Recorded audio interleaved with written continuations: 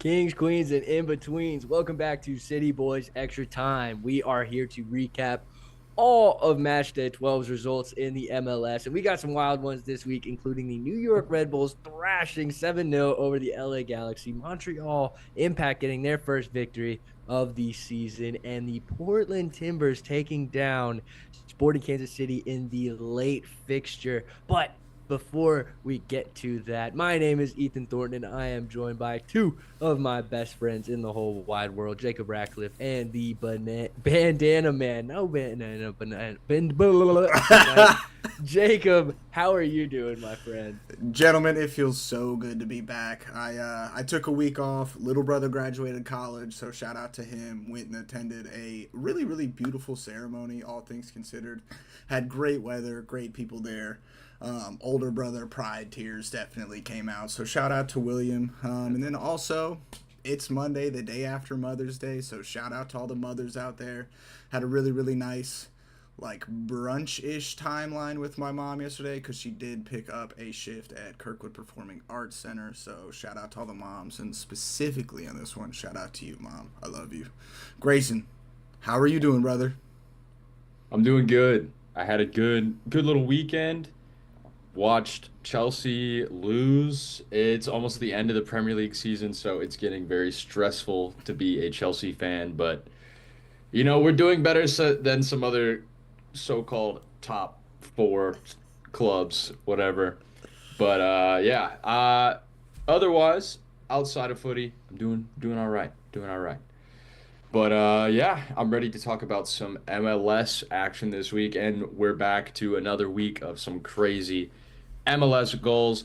If you haven't seen it, go vote on our Instagram story, the goal of the week. We're going to get to that near the end of the episode, so you still have time to vote. So please vote. Do it. We want to know what you guys think. We got a lot of votes this week already, so we're going to get into it in a little bit. But yeah, which division do we want to start with? Division. I think we have a specific game that we're starting with in mind this week. If you guys can't tell, there's not a typical City Boys St. Louis coverage video out yet. This one was going to be basically tough to recap for all of us. This is another game dropped against another quality opponent. So we figured we just tuck it here at the beginning of this one, get our thoughts and feelings out of the way before talking about some way better, way cooler results that happened around the league this week. For sure. And for me, this match between St. Louis City and San Diego FC was really a tale of two halves. Like, very, almost like two different teams coming out in this game, because the first half, like we've seen many times before, St. Louis City looked pretty good in the first half, all things considered. Uh, we had a flurry of chances we just couldn't get on the end of. San Diego was not able to get out of our press in the beginning of the match. We did have a new look midfield this time with Conrad Valum and Ostrich paired together. And to varying opinions of success, I think we all agree that Thomas Ostrich had a great game. I'll get more into that in a little bit. But I think Conrad Valum kind of split the reaction here. I didn't think he was terrible, but it was another interesting game for him, as well as the rest of the back line, really. This was another defensive blunder near the end there. Um, but yeah, do you guys want to talk about the first half a little bit? Not much to be said. No goals in the first half from either City or San Diego. I thought it was a fairly evenly matched game. And going into halftime, I did honestly feel maybe even a little overconfident, just because a game like that plays into an underdog's hands if you are able to, the longer the match creeps on and the more chances you give San Diego to make a mistake, the more chances you'll have to score. And I do think that St. Louis City could have pounced on some opportunities in the first half to actually cement themselves as the leader in this game. But alas, we were not able to finish. Somewhat the story of our season so far, still waiting on production from from our talisman, Cedric Toyshirt and Joao Klaus have not been to the standard that we know that it can be. And I love the guys. I want them to succeed for St. Louis City. It's just tough not seeing them jump all over chances. It seems like there's, I don't want to say a lack of desire. I don't know what's going on in the locker room, but just the body language on the field doesn't show that kind of desperation that I would like to see as a fan. Yeah, this was tough. I mean, I think honestly our best opportunity. Well, we had a couple of really good opportunities with some headers that should have found the back of the net, but the free kick from Marcel Hartle that just barely goes wide of the post kind of solidified for me our attacking woes so far this season. I mean, in retrospect, after the free kick gets missed, I'm thinking, where's Edu when you need him? And then if you really go down the list, where are all of the key players we've been missing this season when you need them? Typically, Marcel Hartle, he's good from a corner and he's good from the spot, but he's probably not our number one free kick taker. But because our guys are out, he has to step up to the plate, and he almost scores a worldie, a goal of the week contender if it goes in for sure. But it misses, and then our headers are missed, and then we're not really able to find clean passes when we are pressing the opponent's box. And it's tough because the two goals we ended up conceding weren't even the two best chances that San Diego had created on the night. So yeah, this was a really hard result for me to swallow personally. Yeah, I think you're right. Like we did hold them off because in my notes I have it here that the first big chance for San Diego FC came in the 60th minute, and then kind of after that, St. Louis really did kind of fall apart, and San Diego had a bunch of chances after that. But before that moment, I thought we were holding up relatively well. Ostrick was doing a fantastic job linking the defense and the offense. Mm-hmm. He was, cutting up the defense, getting out, moving the ball around, driving with it. He looked great, honestly. If he can replicate that form, I don't mind if he stays in this starting 11 midfield, even at full health, because that was something different.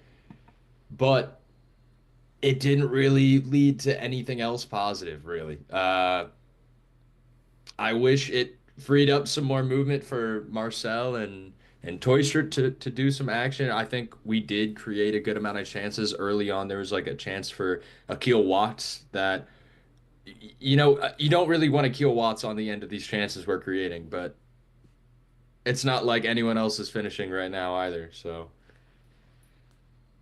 let's see. I've got a couple chances late into the game, but I really want to talk about the goal well, we can talk about both goals because they came in the 86th minute is the second one. I want to talk about Josh Yarrow. I think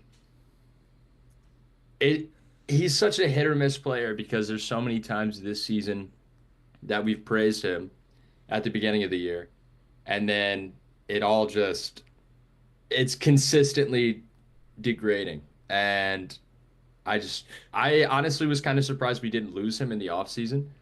Mm-hmm. There was To this much talk team, of him going to San Diego FC, and I'm sure they are very glad they did not get his signature. Agent Yarrow, anyone? No, Yarrow had some decent moments so far this season. I think he has demonstrated that at times he can be proficient on the ball and playing forward and defending sometimes. And like I said, proficient. Okay. We're not talking about great or excellent. And tonight, or not, excuse me, not tonight, against San Diego, I think that flaw was on display. I don't know if it's indecisiveness, a lack of confidence between the two, a mix of the two. It just was not a great look off the back of the LAFC game where Josh Yaro was also involved in LAFC's comeback. This is also not a great look. It's tough when this doesn't feel like a back line performing to its best of anyways. We have Henry Kessler missing still. Yeah, and just really frustrating not to see that ball cleared first time. I don't know if I give. I've seen Ben Lunt come under fire as well for how he defended on the goal. I don't think he did perfectly. I do think that he did pretty well, and that Anders Dreyer is that kind of player. I think there's maybe 10 players that could have finished that goal in the MLS, and we were playing against one of them. So I don't give Ben Lunt too much stick for his performance against San Diego. I think he's been great since he's had to be here, but I will also admit that with Roman Berkey in net, I will feel more confident in moments like that. I think I it's just Go I ahead. feel like you can't blame Ben Lunt at all for that goal. Agreed. Like we gotta have a defender. No one's pressuring Anders Dreyer when he cuts out to that corner. Someone has to. Should And have been Josh Yarrow. but Josh Yaro decides to get in the goal. So And he Ben Lunt has to go. and Ben Lunt shouldn't be in the situation in that 1v1 in the first place. The ball shouldn't Yeah. bounce running backwards. There were multiple I mean, avenues for he Josh Yaro to take, essentially and he passed it to Anders Dreyer. Like and that touch was so bad. yeah, no doubt that that specific moment is under a microscope for not just St. Louis City fans and the 20 something podcast that this club has, but Yeah. also probably at the club. I'm sure they are reviewing the game, and Josh Aro is already taking that moment into account. Hopefully has moved on, and hopefully has a plan for next time he's in that situation. I hope that's all that we can do now. Yeah, it's pretty bad because I'd also put him at fault for the first goal they scored. Alowski gets played in the ball and Yarrow jumps to stop the turn, but Alowski turns him super easily, drives into space, and it's just an easy finish there. So it's just two little lapses of judgment. And Yeah, and then he has the gall to come and shush the supporter Yeah, I was gonna section. say Like, Alofsky earned about 3,500 more haters it's in that awful. moment from running to the corner and shushing the fans. That did not earn him any favors. At the very least, he earned one. I will never two. be purchasing a San Diego FC or ever an Alofsky jersey. I hope he never plays for St. Louis City. I'll say that. I will say there's no player in the MLS that can silence STL fans except for STL. Like our Yeah. own players are going to be the ones that will turn us off the game. Danny Bowanga has done a decent job in the past. Sorry. Hey, I think we're still yelling, but you know. Well, okay, while we're on the subject of the St. Louis City game, gentlemen, are we ready to talk about some of the fan reactions to it? Because we asked on Instagram and Yeah. Bluesky for our followers to chime in, let us hear what they thought about the game. Because right now, there's a lot of schools of thought going around behind St. Louis City. People, excuse me, have called Olaf into question. They are not sold on his tactics. Excuse me. Oh my gosh. People have called Lutz into question now, just in year three. I am calling into question the players pretty often now. So, right now, among the fans, there's quite a lot of division. I think just a lot of frustration. Jacob has one of my favorite quotes: winning cures everything.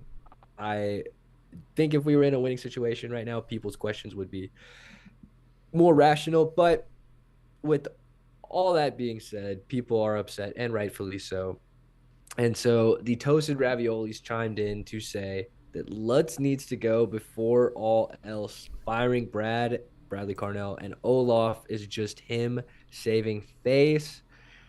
Gentlemen, this is going to be a very controversial opinion to me, but also a shared opinion among a select group of fans. We have gone on record as trusting in Lutz. I don't know if that has changed for you guys at all, but I am still believing in Lutz and trusting in the process. It's a difficult watch right now, but I don't attribute this to Lutz. Gentlemen, the floor is yours. I'd say in an argument that I read today, I can't remember who posted it, so apologies. I will shout you out if I do remember who posted this on X. But Their defense of Lutz is that the owners haven't given Lutz the biggest MLS budget to work with. I think we spent, I think it was a total of $9 million on our starting 11, and we've made a profit of $5 million selling the players that we've had already. So we're in a deficit of negative 4 million in transfer market value. But like San Diego FC in their inaugural season spent 22 million. So our expectations are way higher because we believe we have a very strong team, but in terms of valuation and on-field product, it's quite clear that our team is might be much lower value than we expect. And I think we can't exactly blame Lutz. You know, he's doing his best with what he can. He's getting a lot of players in on free that are very high, very valuable players like Marcel Hartel and Tusher. We got them both for free. We got a lot of our big name players on very good prices because of the business that Lutz is doing. But these moments aren't exactly working out. So we can say we got these players on great deals, but if these players aren't performing, what good was the deal in the first place? So I see where people are saying that Lutz is the problem. I think there's much bigger problems, and Lutz is doing what he can. I don't know if we should call into question Lutz yet. I'd say maybe for Lutz, I'd give him a couple more seasons before I start to question the sporting director, maybe a season or two. Well, yeah, so I'm going to jump in because I agree with you, Grayson. I mean, it's supposed to be a 5-year plan. That's what we've heard from the start with Lutz. And I am a true trust in Lutz believer. So, like, calling Lutz into question for the lack of production, lack of success for the last basically season and a third at this point is really unfair because we've seen the moves that he tries to make in order to better the team. And I mean, it looked like it was paying off at the end of last season when we brought in these players who are now underperforming this season. Like, that's not something that any statistic is going to show you that they're going to go down in production after a full offseason and a full preseason with the team. You'd expect them to be even more gelled with all of the players. He's also done great business by like trading Parker for Kessler, and Kessler is one of the best center backs in the league who happens to be hurt right now. Like, you can't put that on Lutz. I am of the opinion that you can put a lot of this on the tactical decisions that have been made in the head coaching position. It'd be one thing, like, yeah, winning cures everything, but since we're not winning, clearly the tactics aren't working. Whatever philosophy of this defend first mindset that we've got going, once we start losing to teams that are, you know, really good offensively, like, why are we defending first? Why can't we go out and try to win the game that we have to play in front of us as opposed to this not lose it bullshit? Because guess what? We're losing. We got schmacked by Seattle, and then we kind of got schmacked by San Diego in the second half. Like, Yeah. what are we doing? So I'll give my 2 cents on this because the only other reply that we got for this, which is also related to Lutz saying that his job has got to be in question at this point. He's been riding that 5-game win streak to start the season too long. And so I have two schools of thought, and the first one is that Lutz is not playing the games on the field. All right. Lutz is not scoring goals, defending our net. I don't think he is to blame for the results that we are getting. Yes, he's responsible for bringing the players. So if your argument is that our players aren't good enough to get it done, then I will respect that argument. I think we have quality enough players to get it done. I think that is why we're not getting the results that we're getting. So for me, that's why Lutz is not in question. I also think that he is just such a figure in the club that's why he's being called into question. I don't think many other sporting directors come under fire when their teams aren't doing the hottest. I know Will Kuntz is feeling a little bit of pressure right now from the LA Galaxy, but they are currently winless. And so after meeting with Jerry Hayes, the founder of the Trust in Loots movement, and getting the Shout out badge Jerry. of honor, big shout out to Jerry Hayes. I am for sure locked in with Lutz. I'm trusting in the process. I agree that it's frustrating. It's really tough to watch right now. I will be the first to admit that St. Louis City, that was a tough first half against San Diego, and we have high expectations against Sporting Kansas City. All of us are expecting a victory, and I think when I say all of us, I think all of the fans, not just the podcast. All of the podcast, all of the fans are expecting I don't think it's an something. expectation. It is a demand at this point. I think yeah. My follow-up question is if we get smashed against Kansas City, what happens? Burn Is it to Olaf the ground. is Olaf gone? Burn it to the ground. It's going to be hard to convince many people, and I believe myself included, that Olaf is the man for the job when John Hackworth was getting results and is still within the club. And Bradley Carnell is getting results in Philly. Which is like seeing how Philadelphia is doing just makes me wonder, like, okay, maybe Bradley Carnell wasn't too much of the problem. So in So that case, here's my I don't know if it's conspiracy. Lutz. My conspiracy theory is so in season two, I felt like we were underprepared for season two. In the transfer market, we brought in Chris Durkin and Thomas Totland. And then we ended up losing Sam Adeniran, AZ. We lost the locker room. Um, and once again, we can't put that all on Lutz. But like at that same moment, we had so many players want out of the club. And these were players that were really good in season one. So I don't know if, yeah, that was the question is if it's Bradley Carnell or if it's Lutz, if it's the players. And I think at the end of season two, if you give Bradley Carnell, if we don't fire Bradley Carnell, we give him the players that we got at the end of season two. Do you think Bradley Carnell would do good with this City team that we have now?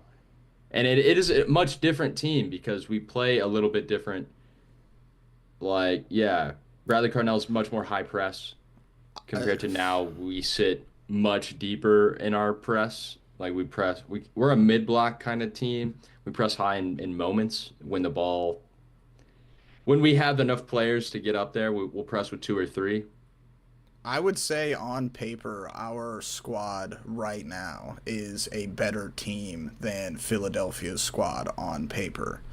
And what, I disagree. dude, I mean,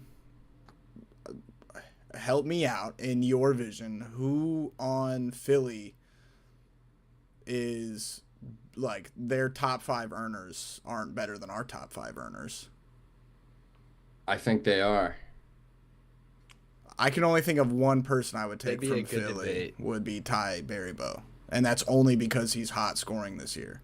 No, Who I was think Ty Quinn. I Berrybo think last I year? think Quinn Sullivan is genuinely better than most St. Louis City players. Oh man. I I think that disagree. Quinn Sullivan would add to the attack. I don't know if I would take Quinn Sullivan over Jean De Silva I think right Quinn now. I, Sullivan is I having a definitely would. very I respectable definitely would. season. Like Quinn Sullivan is very good, and he's having a good year. I don't Hmm. think he's better than. He's not better than Hartel. He's not better than Edu. You could put him up there with like the It's like, Durkins and the Ostraks, but like at oh, Ostrak's best moments, Ostrak is elite. I think Quinn Sullivan is much better than prime Thomas Ostrich versus even like I guess I wouldn't say like even like mid Quinn Sullivan, but I say if you put prime Quinn Sullivan, he's this kid is so good. I think he's gonna be like U.S. men's national team player. And the only player we had touching a men's national team was Indiana Vassilev, bro, who's also on Philly. Not that I think he's better than the players we have on our current roster, but Started for I them this weekend. I do think Ty Baribeau, Quinn Sullivan, um, Lukic is very good as well. Who's their midfielder? I'm tweaking on. Uh, No Kai Wagner mention. Kai Wagner, dude. Kai Wagner's one of the best defenders in the league. I do rate Kai Wagner. I think the only person that Kai Wagner is definitely better than all of our defenders except for Kessler. Probably. I think he walks into our lineup with ease. He would actually fit our system very, very well. Kai Wagner would. And he's German, so sign this dude. It does make sense. Kai Wagner, yeah, I would take him over Giannis one probably. I think Well, we got a little bit far away from the ball, a little that bit. is true. We've, I we've, don't even we've know where we got wandered the off trail just a tad. Philly. Really, the City Boys getting off track. Impossible. Imagine something like that. Let's talk about St. Louis City versus Sporting Kansas City before we get into the Yes. rest of the MLS matchups real quick. Yes. But let's preview this St. Louis City versus Sporting Kansas City barbecue. One of the best rivalries in the MLS. Not the best, not yet. I'll be honest, because Hell is Real is currently dominating that for me. The Hell is Real derby is elite in the MLS right now. Did you guys see the jerseys they're doing for I was that? just about to say they Oh got custom my jerseys God. for the Oh derby. my God. The day St. Louis City has a custom jersey for the derby, oh, It's gonna be cool. my poor bank account. It also doesn't help our best derby in the MLS chance when both teams are bottom tier Western Conference teams at the moment. Like Cincy and Columbus are both popping off right now. Yeah, not a great look for our argument in the We're having Midwest. a mid off down at the bottom of Midwest the mid Western off. table. We're having a bottom off, not even mid off.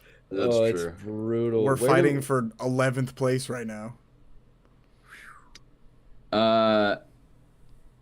My mom wants to get Indy back. I don't think we should sign Indy back.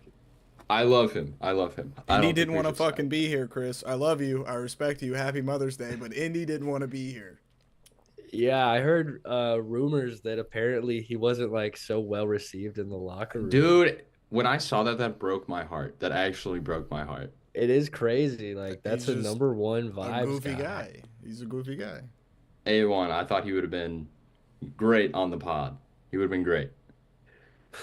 But let's talk predictions for Sporting Kansas City. I think I'm honestly worried about this game. I'm very worried, and I think every St. Louis City fan is just a little bit worried, and we shouldn't be. Based on the team that we know we should be, based on the last couple of seasons, how we've handled Kansas City, we shouldn't be feeling this way, but here we are. And I'm not feeling too confident. I wouldn't be surprised if we lose this game, but I don't know when our good fortunes are going to come. Kansas City has a really pretty steadily improving offense. I think they're getting better and better every time I watch them. They are, you know, losing, but they are getting shots on target and winning games without shooting. And Before you make a prediction, does your prediction change if Roman Berkey starts? yes. Okay, well, I think Believe he's he will probably be. going to be. And I wonder if Thomas Totland will be back, because I heard rumors he was going to be back for the last match. But I don't know, because I think having Thomas Totland back would also be a major, major boost, and I would love to have him back. Have Kyle Hebert scoot back into a actual center back position. Give me Timo as the central center back. I Please, know what yes. you said during the game, Ethan, and And- it made sense when it was 0-0. But after Yeah. the two Yarrow blunders, Give me Timo It's Baumgartel got as to be center Timo, back. and I want him anchored by Giannis Horn on his left and Kyle Hebert on his right. Hell yeah. That is And what I then want. we could have Joey Zielinski in the starting lineup if Tottenham's not back. We have Jay Reed back, or you can have Vollum on the left. I don't know if we want Vollum in the middle again. Chris says Durkin is rumored to be coming back. I would love that. I Hmm. would love that. I'd love to have a Durkin back in the squad. I would love to have him. I would not love to have Chris Durkin rushed back from injury and injured again. So if it is one of those situations where he can sit out a little longer and we'll have him for longer, then I would prefer that. I know that's a lot to ask, but I I would saw like to that see Nielsen is injured again. Celio Mm, start. I would love a Celio. I would love a Zonde Silva. I want a Klaus, Celio, Zonde Silva front three. hmm Just a fully Portuguese speaking front three. Yes. It's good for Yep. communication. Bright green links for all you I FIFA like that. OGs. So with this knowledge and hopefully potential that we have some players back in the starting lineup, boys, how are we feeling for this one? I don't want to go first. I don't want to say a scoreline first. I'm scared. Well, I will. I've got two predictions. One is my hopeful prediction, and then one is my realistic prediction. And they actually mirror each other. It's the same score line. Hopeful 2-1 St. Louis. We take it home. We win at home. We split the season series with Kansas City, both W's for either side at home. Um, my realistic scoreline though is 2-1 Sporting Kansas City. They own us this year, and we have to drink. We have to drink our own Kool-Aid and see some stuff get jumbled up. Whether it's head coach, whether it's starting 11s. Don't fire Lutz because that's dumb. But just yeah, you got to give the fans something that remotely looks like we're taking the steps forward to get to Carolyn Kindle's promised goal of making the playoffs this year. hmm Look, gentlemen, this game is going to be at Energizer Park. I know that these fans are going to be out in full support on a Wednesday night. They got a tifo going for this game, the Santos do, and it's going to be beautiful. Give me St. Louis City 2-0 at Energizer Park. This is going to be a season defining victory for us, and we will look back on the moment we beat Sporting Kansas City as the season defining victory that propels us to how many more games do we have? Well, this is match day 12, so it'd be So match day many. 13. So So 24,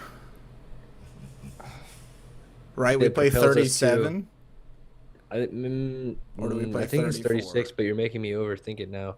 Look, it's going to propel us to around 20 more victories on the season, and we will end where we predicted St. Louis City to end up. So you were talking about sipping that Kool-Aid. I already am, Jacob, and I'm gonna take Zhao Klaus to score. That's how much of the St. Louis City Kool-Aid I'm sipping. what scoreline did you pick? Did you pick one? 2-0, clean Okay, sheet. okay, 2-0. Against Sporting Kansas City's very valid attack. We'll get into their I'll talk more about their attack when we talk about the Yeah. Portland game, but we shut them down in Energizer Park. 3-1 St. Louis. And this is how it's gonna go now. It's gonna be we're gonna score first because we always score early and first. Not all the time, I but was gonna say wins when always, Grayson. when we do score every 10 games, it's either in the first minute or the last minute. So we're gonna score in the first minute this time, and then Kansas City's gonna get one back, and we're gonna be like, "Oh shit! Oh no!" And then in the last 20 minutes of the game, we're gonna get two goals to finish them off, 3-1, and the game winner, the second goal, is gonna come from Conrad Vollum because it was insane to me that he hit the post on that last header that Kyle Hebert scored. This dude needs a goal so bad, and I think he's so good. It's just not coming off right now. So Conrad Vollum needs a goal. He's gonna get one. Well, But my goal scorer prediction is going to be someone who is going to announce himself to the team as well as an aura of "fuck you, bitch, play me," and that's going to be John Day Silva gets on the score oh, sheet. I'm down. I'm down. He looks great. From what I've seen, he looks very good. Very silky on the ball. Very silky. Sh- Let's go sh- ahead and get into the rest of the MLS. Eh?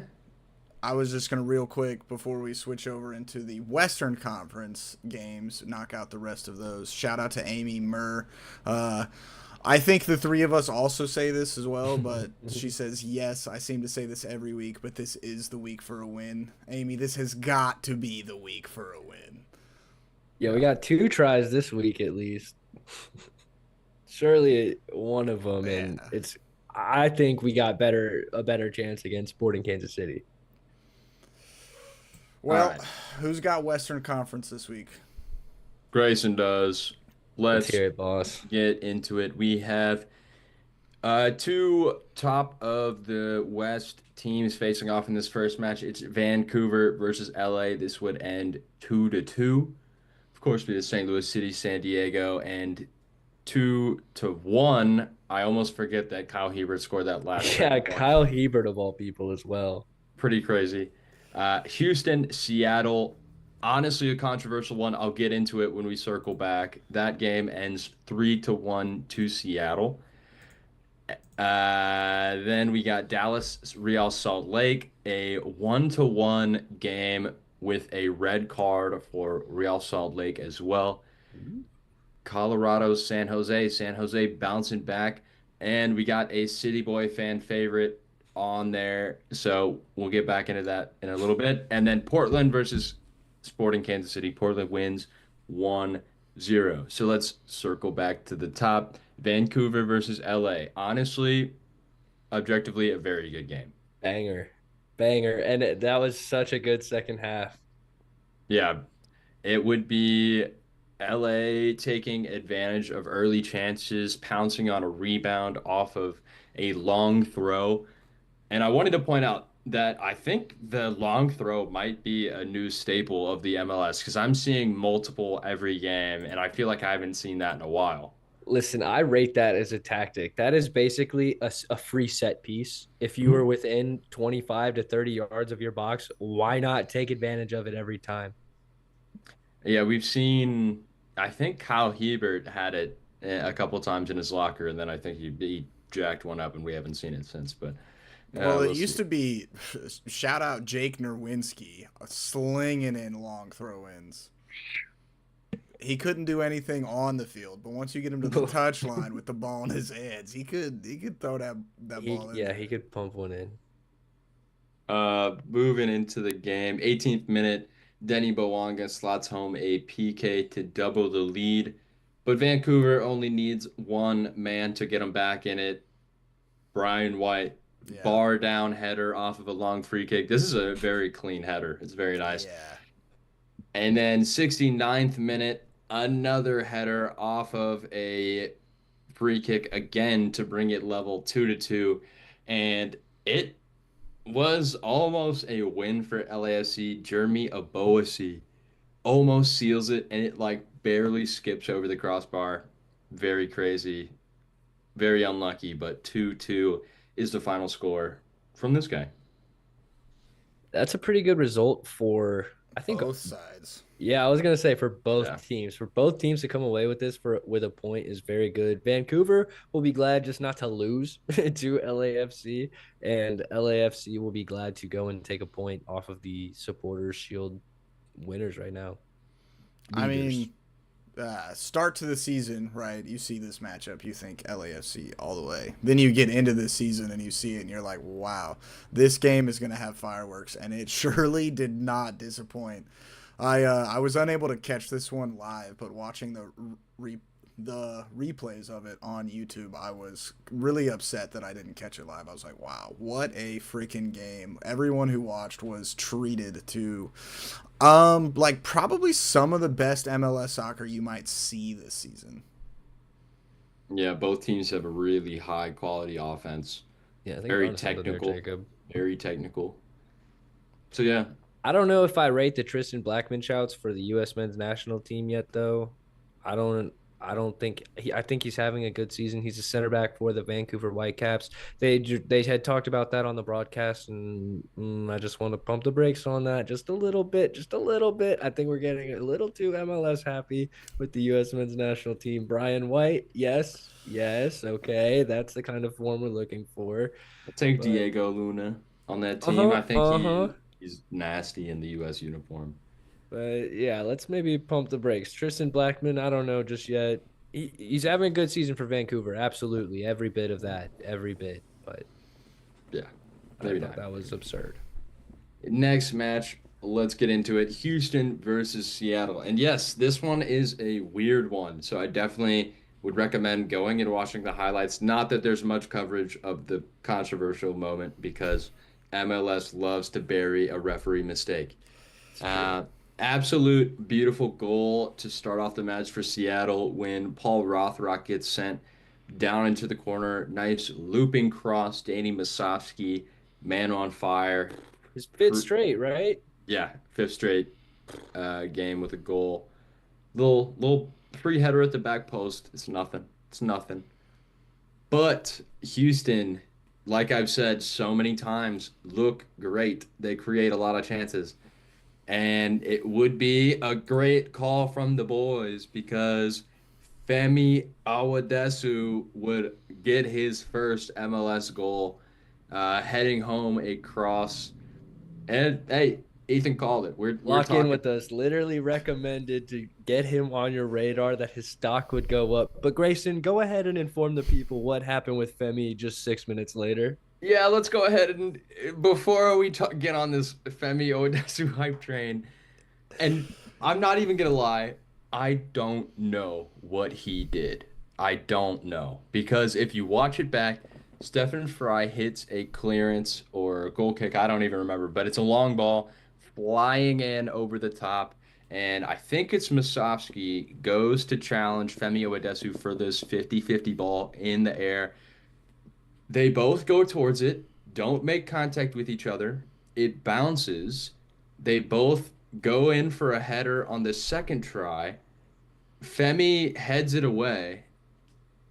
Masovsky doesn't get fouled or anything. He runs after the ball as it goes to the corner, and the ref immediately whistles and points to the spot and gives Femi Odesu a red card. Mm. It goes to review just so he can say it actually happened outside the box. I still don't know what happened because if you watch it back, I don't know. The referee explains it. He says stops a goal scoring opportunity. Denial obvious goal scoring opportunity, so a dogzo red. Yes, but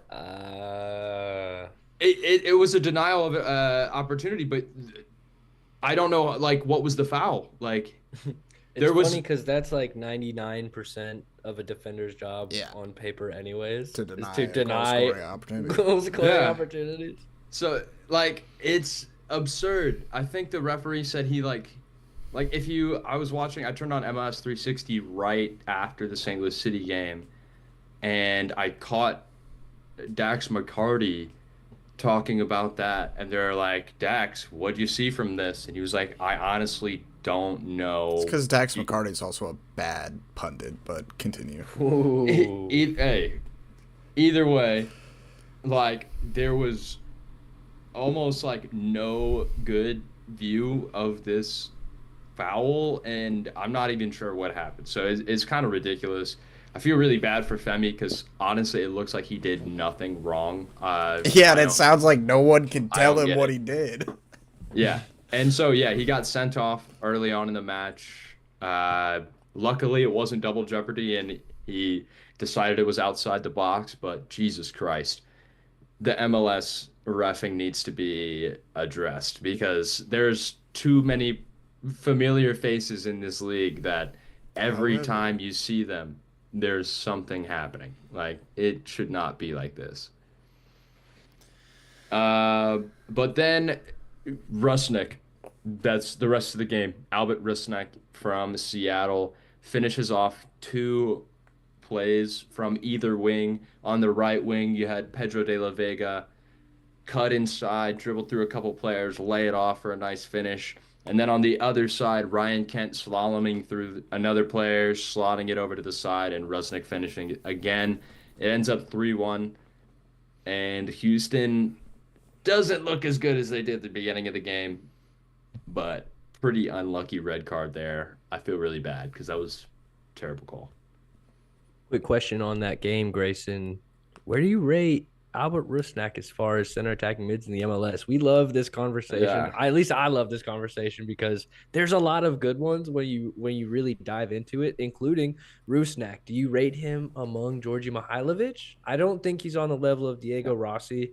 No. I don't know. I might be with Jacob on this one. I think I do put him there. He's a big game player. He showed up for them late last season in a lot of big moments. I think he offers a lot of quality on both sides of the ball as well. Like, honestly, reminds me of an Edu Lovin kind of player. I was just gonna I say don't know. he isn't like there's not as much flair to his game as there is in like a Diego Rossi's game. But as far as 100%. like composure, like he's got it all here, mentals, and he just makes the right decision on the ball. And he might not be the type of player to take three guys on and then bang a goal in from 30 yards out, but he is the type to go 1v1, make the correct through pass with the correct amount of weight to put a player in 1v1 with the goalie. That's Mm. true. That's true. I just think Albert Rusnak was so much better on RSL. He was so good at when he was at RSL. He was the man before I, Diego Luna was there. I was gonna say I think he and Diego Luna would be a disgusting pair. That would be almost unfair. Yeah. So I like Albert Rusnak. He doesn't have the output that he used to have, and especially in this Seattle Sounders team, he's got a lot of people around him that he could be Damn. creating for. I think he will, but I rate that as a not. little I'm bit not seeing the harsh, MM. I'm not Grayson. seeing the MVP numbers. I So I'm see not gonna you. put him up with MVP players like Well, Diego no, Rossi I don't think or he's on Diego Diego Luna. Rossi level. He doesn't. Let's He be can't hang with the clear. Diegos. Just maybe. So you put him maybe around B tier as far as center attacking mids go. Yeah, yeah. Because I yeah We'll have to fill out like a tier list of yeah MLS center attacking mids as the year goes on. yeah. We'll get through it. Next match, we got another great 10 in this match because it's Luciano Acosta's Dallas versus Diego Luna's RSL. And every time I see a game at Dallas, I'm so confused because they have like half their stadium blocked off with like advertisements, and the rest of it is like pretty scattered. So I feel pretty bad for Dallas. Like St. Louis, Dude, we and love to complain when the stadiums are empty, but I've that is caught a game bad. in Dallas, and it is such a good vibe. Like I was there year one, city year one, when we played Dallas's 60th minute rain out game. But dude, those first 60 minutes, it was such a good environment. And I was sitting on like the sideline where everybody sits down and you look over to their supporter section. They're loud, they're proud, they've got their chance. And then everybody here sitting down with me cheers when stuff good goes. You know, it's just like it's unfortunate to see the the like decline of supporters in the stadium that they've had over the last two seasons. I Mm. will say the reason the tarps are up are because the stadium is being renovated. We someone Oof. informed us of that. Like they are I don't know how I found that out, but yeah, they're renovating their stadium. That's why the tarps are up Renovating there. 40 That's Mid tough. seats. season? Yeah, that's well for the same reason. That's why Montreal started their first 7 games on the road or something like that this season. Yeah, Tough. I hate that interfere because from what I understand, Dallas's atmosphere looks fantastic and it makes sense. They're an OG MLS team. Like they've for a long time been building a soccer culture in Texas, especially, and its proximity to Mexico lends it to being a pretty popular soccer state. I would imagine. Dallas is So a crazy good MLS club. No hate. I just think it's a little strange when you have a bunch of advertising covering up half the stadium in your seats. half the seats in your stadium. There we go. But either way, this match would open up with Diego Luna hitting a goal of the week nomination. That was number one. We have a lot of people in here now. So if you haven't voted for the goal of the week, now's your chance before we talk about it in like 10 minutes. So go vote if you haven't voted. That's on our Instagram story. You think we're gonna get through the Interconference and Eastern Conference in 10 minutes? You're Easy. crazy. Yeah, you're hilarious. Easy. So a couple little hezzies and then a little bar in upper 90 finish from Diego Luna. And then Anderson Julio, second week in a row, he scores a banger. Great run, cutting through the defense, slotting it home, bottom left corner against his former side. I didn't even know he used to play for RSL.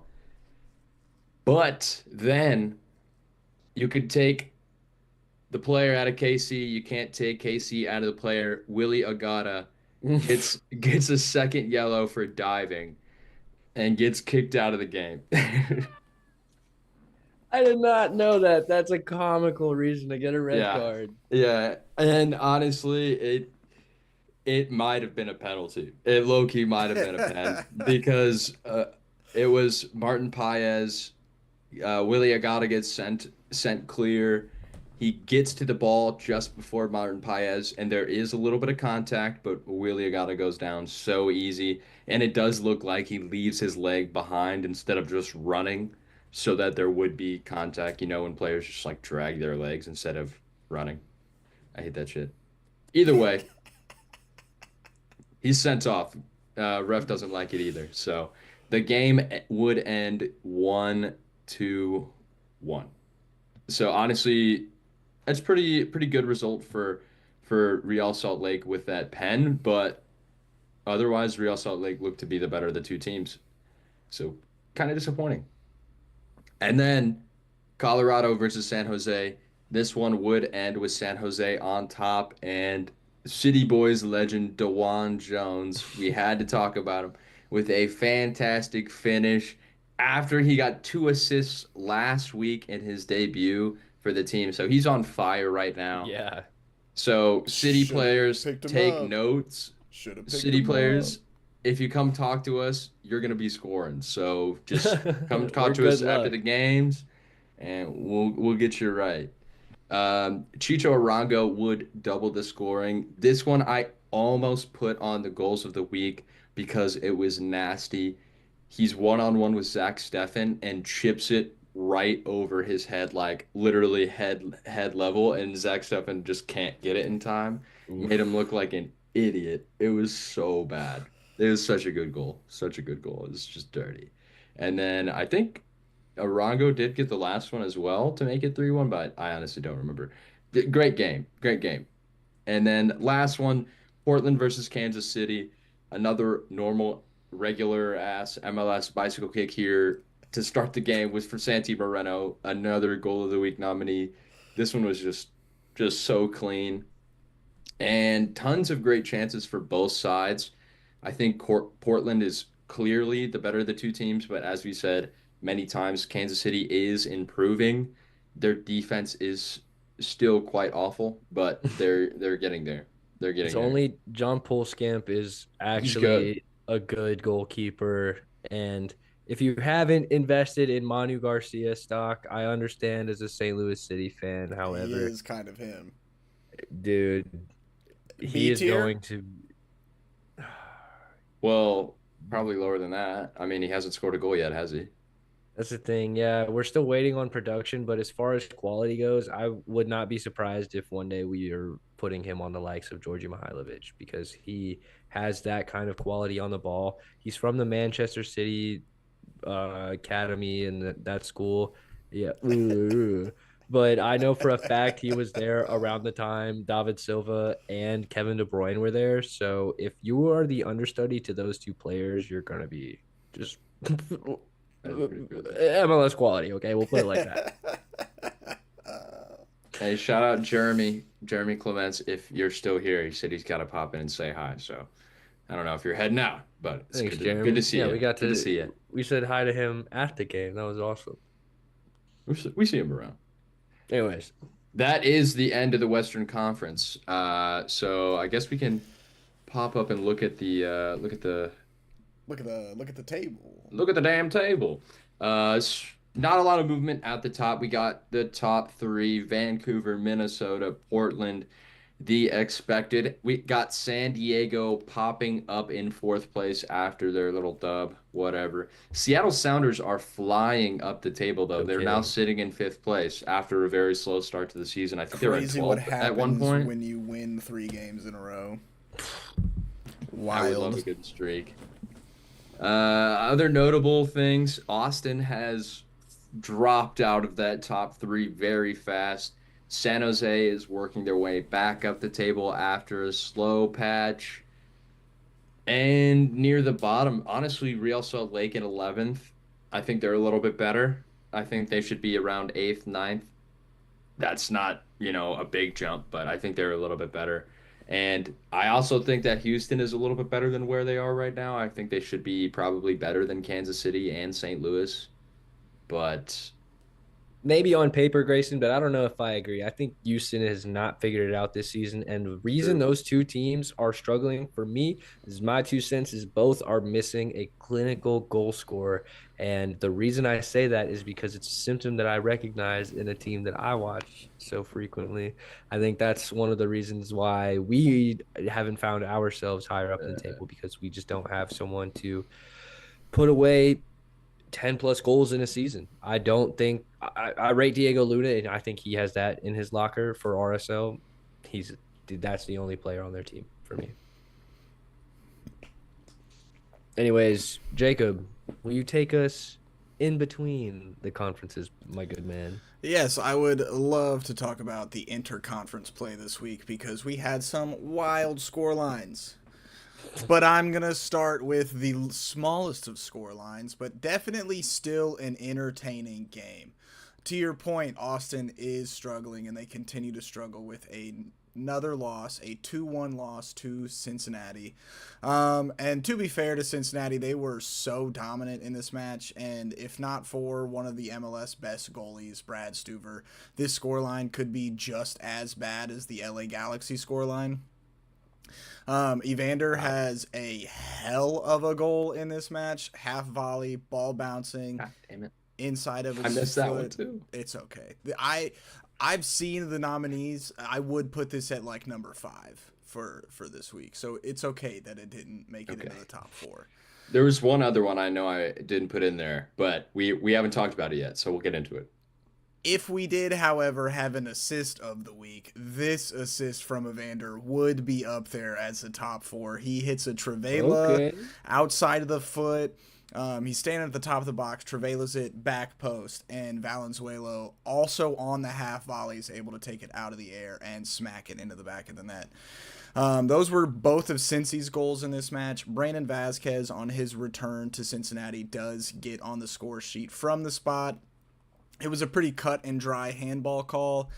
However, it was tough to tell if the handball took place on the inside of the box or the outside of the box, but call on the field was inside of the box. So penalty stands. Vazquez stands up. Not really the greatest penalty. He sends Stuver the wrong way, so I guess it's an okay penalty, but it is fairly like middle left low of the goal. So like, or not Stuver. Celentano definitely could have saved it if he, didn't guess and maybe actually reacted, but whatever. Also, Vazquez does not celebrate his goal, so class to him on this, not celebrating against his former side. Brad Stuver had 5 saves in this match, and Celentano really only needed 1. I guess he could have needed to make 1 more, but he is only credited with a singular save. Moving into the second best scoreline in the interconference, Minnesota over Miami 4-1. And looking at the highlights from this match and then looking at the stat sheets, because you got to put both avenues of information together to try to come up with some sort of sentiment of how the game played out. Miami dominated in every single stat except for the scoreline. Like almost doubled them in possession, doubled them in shots on target. What really... Go ahead, Ethan. No, I guess I was gonna say that that surprises me because of the score on paper, but honestly, now that I think about it, after thinking about the Miami games that I've watched previously, it doesn't surprise me all that much. That is the kind of style of play that Miami has, is in your face, on top of you for 90 minutes, looking to assert their quality and control the game. So while the score line doesn't tell me that they were on top at all, that doesn't surprise me when you say it. Well, Messi was doing messy things all game, except for one time he got dispossessed, which ended up leading to a Minnesota goal. Jordi Alba was also in peak pest Jordi Alba form on defense. I think if I ever had to play against Jordi Alba, he and I would come to blows because he is the handsiest defender I've ever seen in my life. And just from a viewer standpoint, it is so annoying. But what set this game apart for Minnesota is they really did capitalize on their very limited opportunities. Early in the match, they had a goal called back for offsides. It was a close call, but he did look offsides to me. But it would not end up slowing Minnesota down. Messi does bag a goal in this game, but Hlongwane, Robin Lod, who has a fantastic goal in this game. Kind of surprised it didn't get shouts this week, Grayson, but I'm not going to keep dogging you. I didn't watch it. I didn't watch it. Also, has to be said, 2 weeks in a row, former City outside back Anthony Markinich does get on the score sheet again. And then, Bro was playing against Jordi Alba and was the best left back on the field. Crazy. My head hurts. Low-key, one of the best own goals I've seen in my life does come from Marcelo Weigand. He heads the ball into the back of his own net. He does get pushed, sort of, when he goes up to make a header clearance. However, as any defender would tell you, if you're going to head the ball clear whatsoever, it cannot be at your own net at all. But yeah, that would be the 4-1 from this match. And then probably the scoreline that stands out to anybody who looked at the MLS this weekend. The MLS Cup Finals rematch took place this week. New York Red Bulls versus LA Galaxy. Red Bulls are having a much better season than the Galaxy is. Not going to harp on it too much. However, a touchdown and an extra point worth of goals for New York Red Bulls in this game. 7-0 over The clean LA sheet Galaxy. part is wild. Dude. And honestly, their goalie did have a really good match. So first half, it starts off pretty back and forth. I know New York Red Bulls does get on the score sheet in the first half, but there were some really, really good chances for Galaxy. I mean, even though they haven't won yet, they still have a really, really good attacking firepower in their lineup. So tough for them not to get on the score sheet. What is his name? I wrote it down. Colonel, however you pronounce this guy. He can't. Goalkeeper. Yeah, he can't catch a shot, but he can block it and then recover it. Oh my God. The wild. amount of bobbles he had in the Yeah. box, I was like, oh my God, dude, just fucking grab it. And then after halftime and the fourth Red Bulls goal, the Galaxy basically were ready to pack up their bags and leave, and it was only like the 55th minute at this point. Choupo-Moting has a brace in this match. He gets to. Emil Forsberg gets a brace. He also has one of the cleanest free kicks in the MLS so far this year. It is in our Goal of the Week nomination, so go check that out on our Instagram. Make sure you vote before we decide on a winner. Yangar gets one after subbing on, as well as Harper. But the best goal of the night goes to Yamane, who is an outside back for LA Galaxy. He chips his own keeper. Yeah, it was impressive. Chips his own keeper in like a sort of back pass type motion, but the ball's bouncing. He gets under it way too much, and the Galaxy haven't had a good goalie since the Cup final last year. So no surprise that it goes over their goalie and in the back of the net. I think probably some of the funniest soccer took place in this game. The attempted free kick save is hilarious to watch. Dude, I was thinking the same thing. I hate to be a dick because he really did his best, and you can tell, but it's the fact that the ball is already at the back of the net and he is still diving Flying. by. It's like tough. Dude, it's like he's still on his way up. His brother could not have been more Uh, late to that party. Yeah, the it was a rough one. the It was very good. the chipped ball over him as well for the own goal is hilarious. They zoom in on his face after it goes in, and Oh, you could just tell man's having a blunder of a season, blunder of a match. Probably best if he transfers to a league far away from the United States after the start to this season that he's having.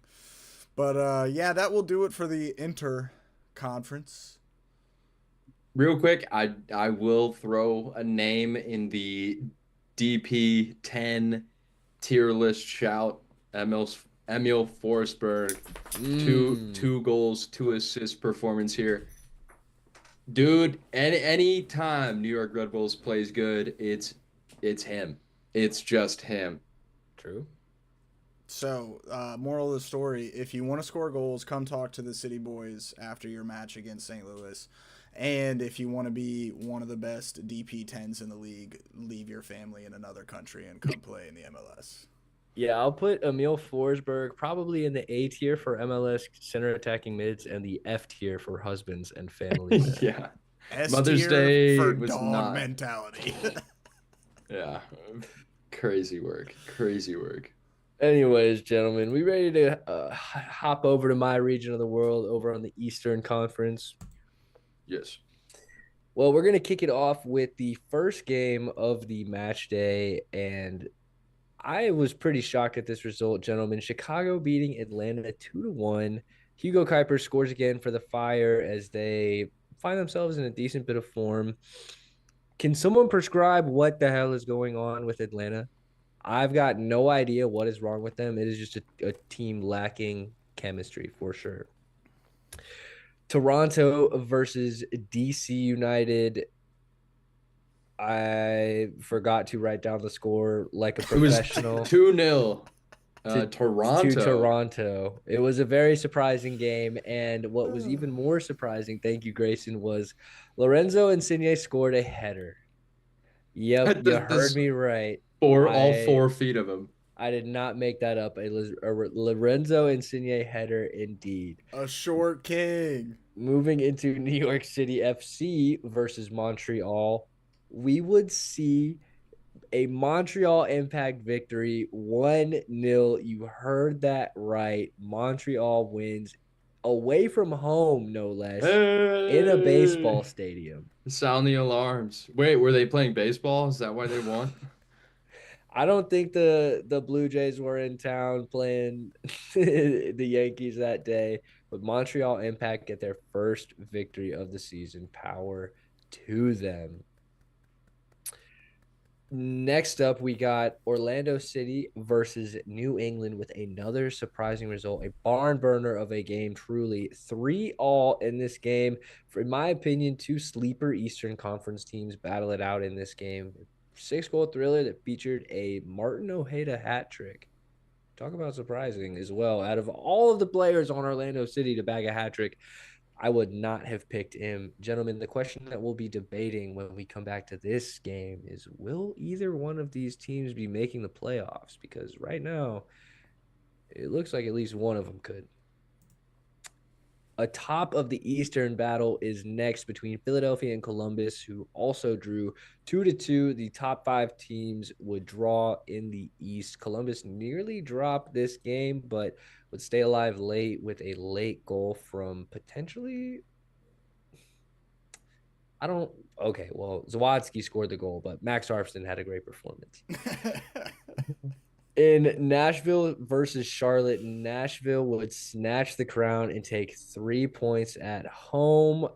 I was shocked by this result. Nashville wins 2-1 over Charlotte. Look at what happens when your danger men show up to play, gentlemen. That was all of the results over in the East. Does anyone feel strongly about one game? Who wants to talk about what first? Orlando, Orlando, Orlando, Orlando. All That's what I right. was gonna Well, say. I heard Orlando first because indeed the New England Revolution started off this year at a crawling pace. We'll put it like that. Have suddenly turned things around. And to take you through this game, Martin Ojeda would bring Orlando City ahead in the 27th minute with a rocket to the near post to beat Ivicic. Uh, that's his fifth goal of the season, gentlemen. I think Martin Ojeda is pretty quietly having a very good season for Orlando City. I've talked a lot about Marco Pasalic on this podcast, of course, and I think the league is pretty aware of Luis Muriel, but I think just people have been sleeping a little bit. I say people, me, I've been sleeping on Martin Ojeda just a bit. Dude, he's 5 minutes good. later, he Good. and he demonstrated his quality once again because 5 minutes later he gets in behind and scores one of the funniest goals I've ever seen in my life. No real skill moves involved here, just really good footwork to dance over the ball. But when you see it, it reminds you of one of those mating bird dances, like who to do, oh who to do. But then he smacks a shot to the near post and beats Ivicic once again. I was very impressed by this goal. Jacob, Did you say Martin Huh? Ojeda has 5 goals on the year? Does he not? He is boasting a 7 goals on the year so far. So, Well, okay. To be fair, the first goal was his fifth one, and then the okay, second and okay, third one from his hat tricker. okay, So okay. you are correct, I Jacob. was gonna say at 5, I would agree on the quiet. At 7, I think it's more. It's a little bit louder now. That puts him top three goal scorers. No, He is technically tied for 5th. So real quick, Brian White on 8, no surprise. Chicho Arango on 8, also not really a surprise. Hugo Kuipers 8, surprise. that's a surprise, no doubt. Ty Berrybo, kind of a surprise, also at 8. Diego Luna, not surprising in the fact that it's Diego Luna, surprising in the fact that it's Diego Luna on RSL, 7 Yeah. goals. Evander, who hilariously, his player profile picture looks like him at like maybe 12. He's on 7. And then Martin Ojeda also on 7. So 3 players tied at 5th. To be level with Evander though says a lot about your quality. If he can maintain that kind of form this season, I think Orlando City definitely make it into the playoffs, no doubt And he's about it. got 3 assists too. Like he's a very well-rounded 10. Like he's up there. This is his first season in the MLS, I'm pretty sure. So he's definitely going to be one to watch in this Orlando side. I definitely do not know if it's his first season or not in the league, but I do know after watching that game that he is going to be a problem for other teams in the East. Yeah, this is his first season in the league. Oh wait, no. 2023 is when he joined Orlando. So All right, so this he's been is in the league as long as St. Louis City, yeah, a St. Louis City amount of time. he's been New England around. would reply not too long after, so they cut the deficit in half in the 37th minute through Yusuf. It's just a cutback goal, nothing too special, but a good momentum goal for a team down by two.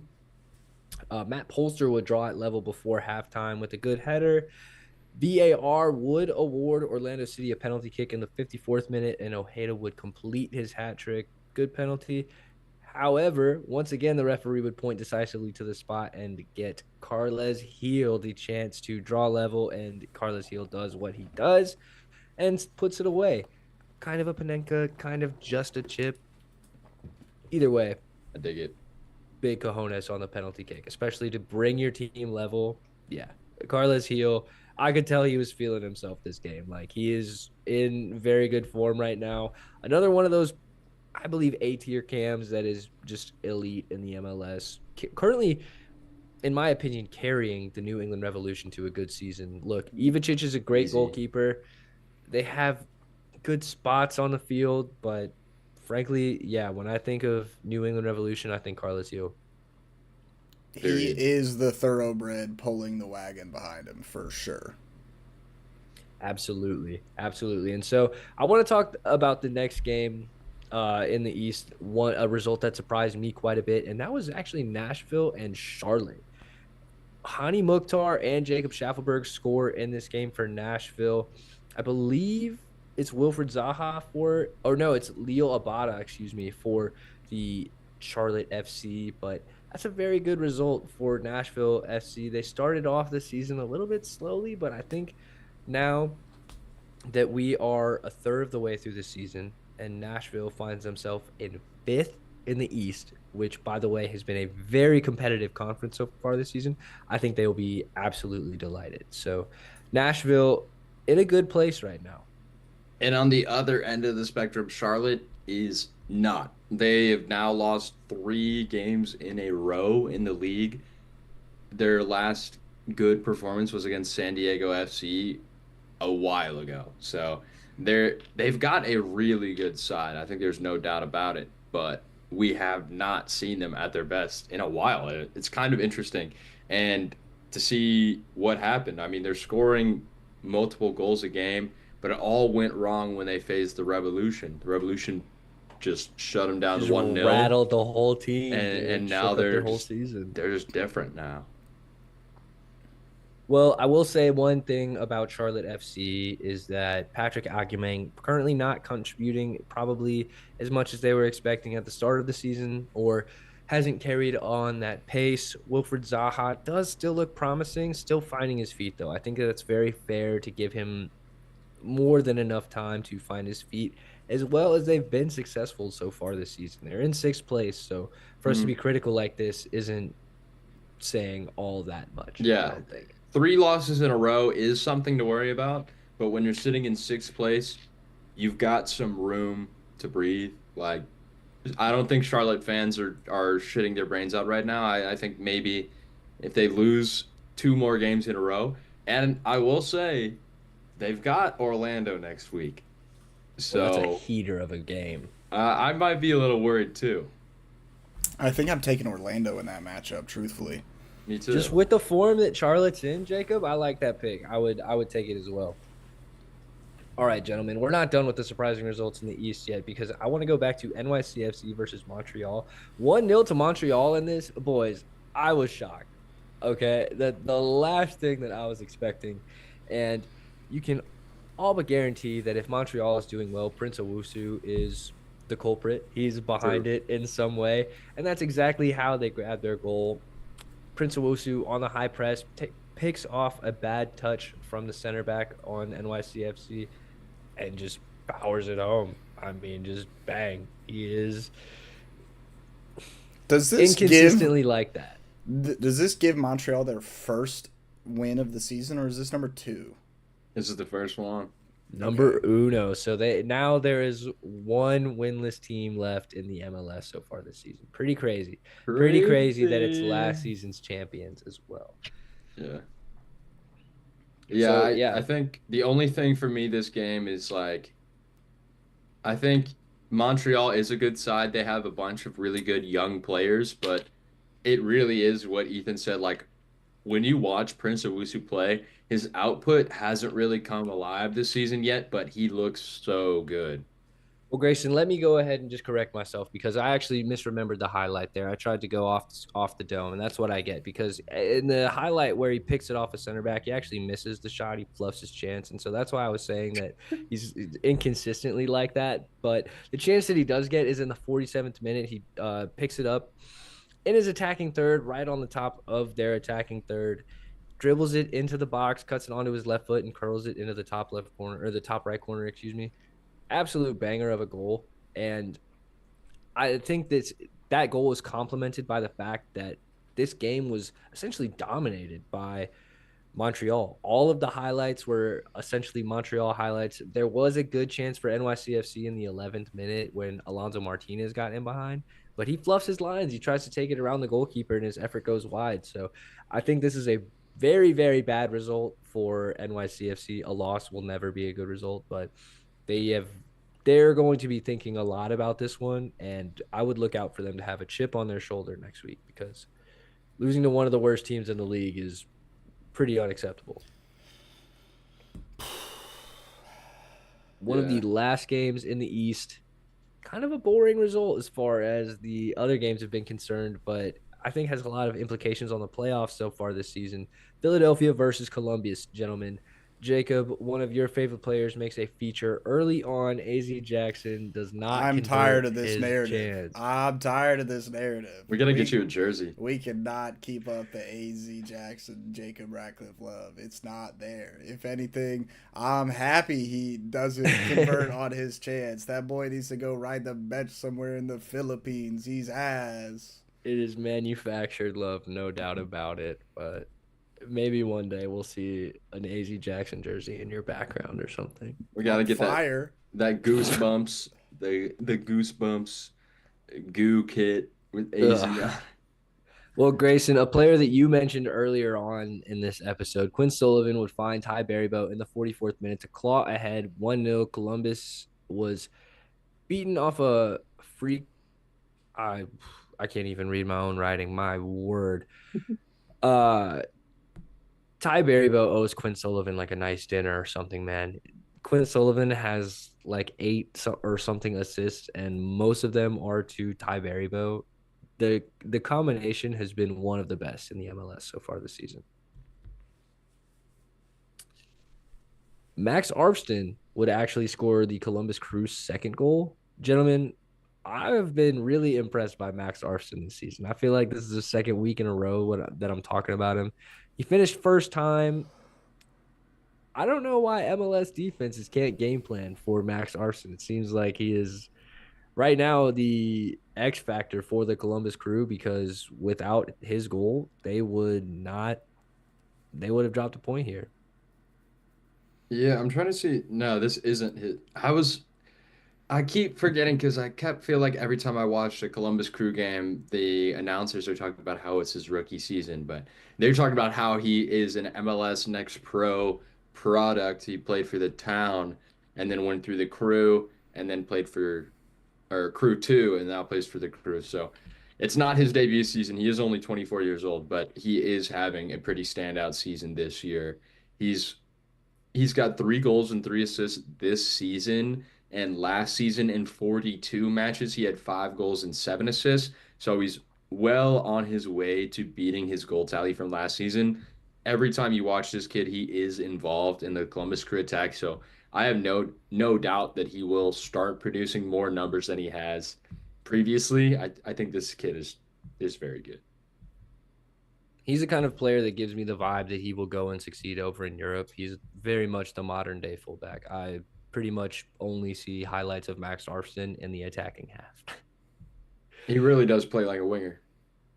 Philadelphia would score their second goal through Westfield, who scores just a rocket. Ty Berrybo would keep the ball alive and send it toward the top of the box. And you know those first time balls that when you strike it perfectly.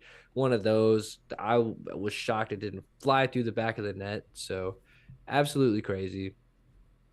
Um, oh, I said that Arfston scored their second goal, but Zwadecki would score Columbus's second goal for he's another homegrown player for Columbus and would come up big. Diego Rossi gets his assist right at the death and keeps Columbus alive. They are squeaking out results that imply to me they are going to be successful this season, Columbus.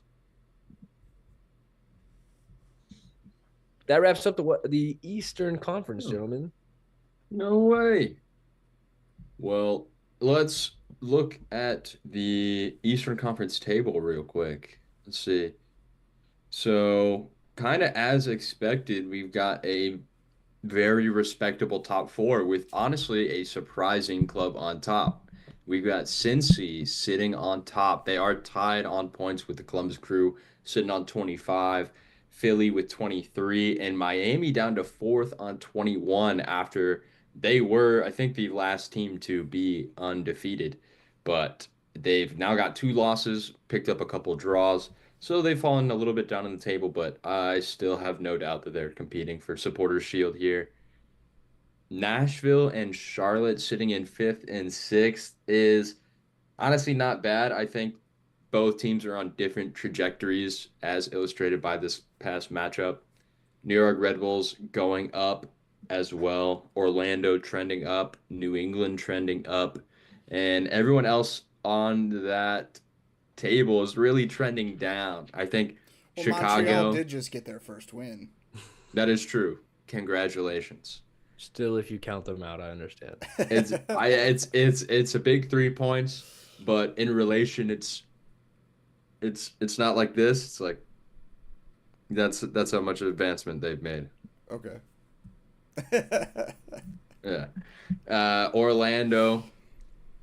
Toronto gets a big dub this weekend, also getting points off DC United, who's in honestly, they're DC United is such a strange team this year. Like they have a game where they're popping off with bicycle kicks, Benteke's going crazy, and then we get this kind of silent DC where just I nothing. saw some chatter on, I think it was the Facebook about how DC United has a bunch of like young and up and comers that aren't getting enough playing time, and instead the manager is playing guys like Jared Stroud. Love Jared Stroud. I am a Jared Stroud fan, but that being a big issue in their lack of success this season is kind of just the stubbornness from the front office to stick with more veteran, know what you're gonna get type players as opposed to letting the young kids eat. Uh, any other notes on the Western Conference before we talk about goals of the week? I am excited to see the goals of the week. Yeah, Yeah, I me want to know too. who won. I'm leaving it a surprise for myself. Does anyone want to take the reins, or should I It's go your first? week, It's all bro. you, Okay, that is boss. true. I guess I did kind of. I posted them Yeah, this week. yeah, you did. You kind of Yeah, did. so I'd have to say, let me start off with a couple of honorable mentions. I think Ojeda did have a crazy good goal. One of his goals was nasty. I don't remember which one, so whatever. I did watch the Robin Lod goal. It is good. I don't think it makes it into the top four here. Um, I Evander's feel like goal. Evander's goal, I didn't watch that one. I didn't watch that It one. deserves an honorable mention.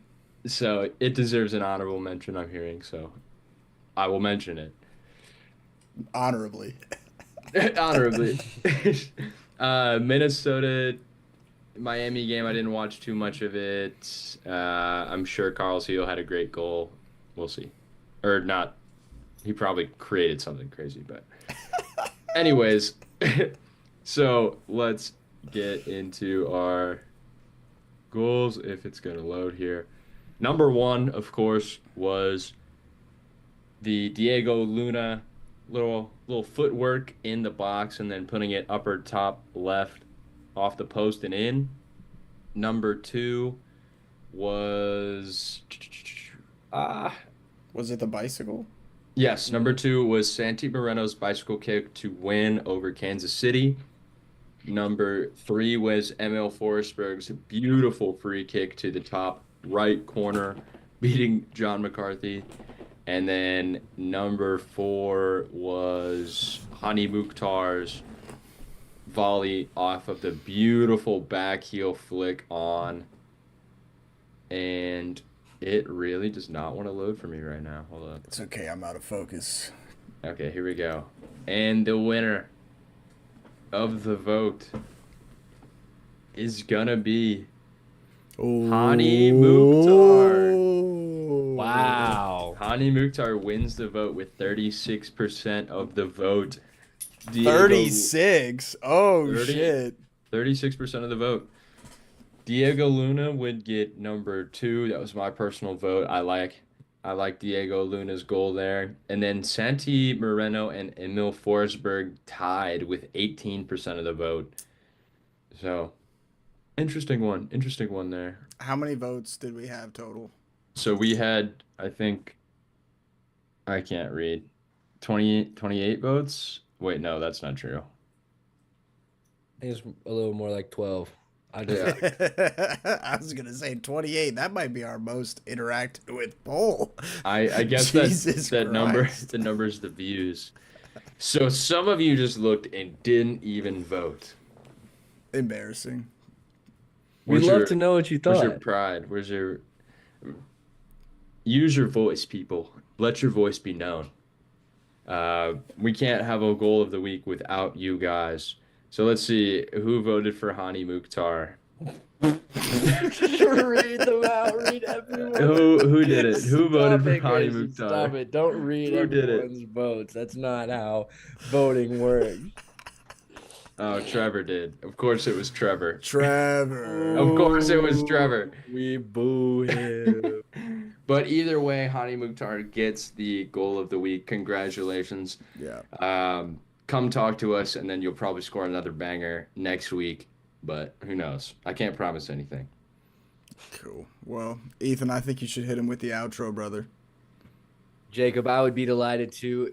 Don't forget to like, comment, and subscribe if you are watching this on YouTube. We are on Spotify. If you listen there, please leave us a review and rate us 5 stars. We would love to know what you think about the episodes. If you're watching on Goals TV, big shout out to you. And lastly, and most importantly, do not forget to tell your mother you love her. Thank you for joining the City Boys on Extra Time. MLS. MLS. MLS.